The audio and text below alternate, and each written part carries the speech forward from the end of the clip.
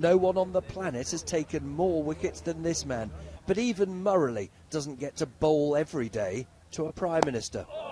The two men met in the Sri Lankan capital, not because he's a world-famous cricketer, but because he's the world's most famous Tamil, the minority in this country who allegedly face routine human rights abuses. His foundation works for reconciliation in this country 4 years after the end of a terrible civil war. Yesterday, David Cameron heard of the plight of the so-called disappeared, the thousands unaccounted for still. Murali welcomed the Prime Minister's interest, but said that he'd been misled about the state of his country.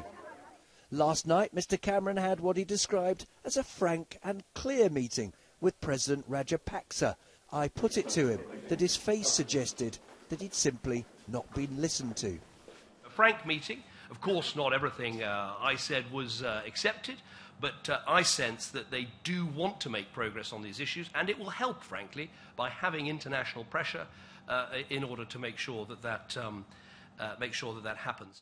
David Cameron insists that his visit here has been worthwhile, but he's heard nothing here to suggest that the Sri Lankan president has budged from his hardline position.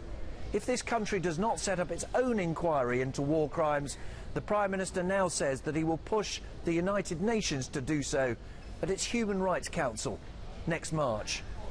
Nick Robinson, BBC News, Colombo.